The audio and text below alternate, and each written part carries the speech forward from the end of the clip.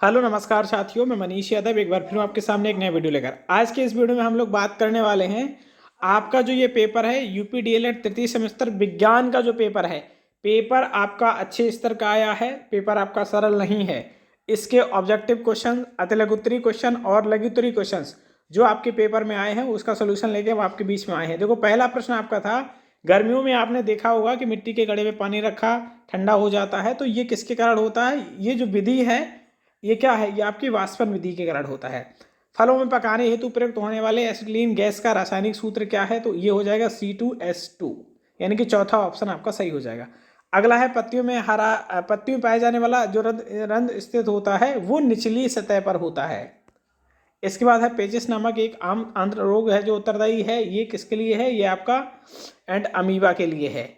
तो चौथा ऑप्शन आपका, चौथे क्वेश्चन का तीसरा ऑप्शन आपका सही हो जाएगा। अगला जो है क्वेश्चन नंबर 5, जब किसी वस्तु को जल में पूर्णतः डुबाने पर उस पर लगाने वाला बल जो है, इसमें क्या होता है? वस्तु जल में कुछ डूबी हुई तैरेगी।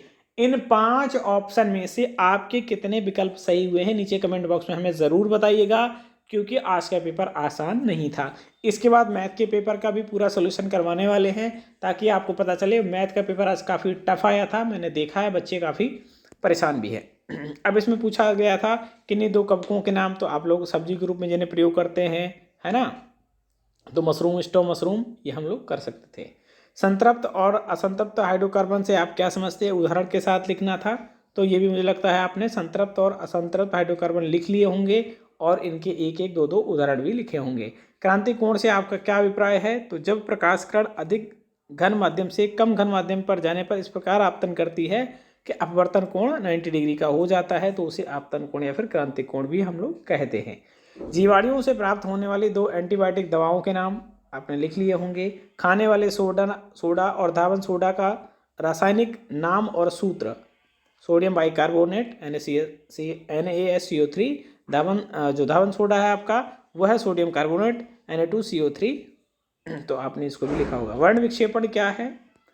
इसको भी आपने लिखा होगा। जब श्वेत प्रकाश किसी प्रिज्म से होकर गुजरता है तो वह 7 रंगों में विभाजित हो जाता है। इस घटना को हम लोग वर्ण विक्षेपण कहते हैं। इसके बाद 12 नंबर क्वेश्चन था, वायुमंडल में कार्बन डाइऑक्साइड की मात्रा बढ़ने पर क्या होता है? तो वायुमंडल का ताप बढ़ जाता है, जिससे ग्लोबल वार्मिंग होता है। इसके बाद जापानी ज्वर मस्तिष्क पूछा गया था, तो ये भी आप लिख सकते थे आसानी के साथ। और अगला जो क्वेश्चन है, उत्सर्जन किसे कहते हैं? उत्सर्जन के बारे में भी आपने लिखा होगा। और ये एक आपका क्वेश्चन था, उम्मीद है कि आपने इसको भी हल किया होगा। दैनिक जीवन में विज्ञान तथा प्रौद्योगिकी का महत्व ये पूछा जाता है हर बार, तो इसको भी करने का प्रयास किया होगा, तो कर लिया होगा। तो कुल मिलाकर अगर देखा जाए तो पेपर आपका आसान नहीं था, पेपर का लेवल अच्छा था। मैथ का पेपर सोल्यूशन हम आपको अगले वीडियो में लेके आएंगे। आप लोग भी अगर सेकेंड सेमेस्टर में हमारे नोट्स के साथ पढ़ना चाहते हैं कि ताकि आपका किसी भी विषय में बैक ना लगे, तो ये हमारा व्हाट्सएप नंबर है, नोट कर लीजिएगा। पेड नोट्स हैं, हार्ड कॉपी नोट्स आप लोग अपने घर में मंगवा सकते हैं। बाकी 5 ऑप्शन में से आपके कितने सही हुए हैं नीचे कमेंट बॉक्स में बताइएगा। और गणित का पेपर आपका कैसा हुआ है बताइएगा ज़रूर।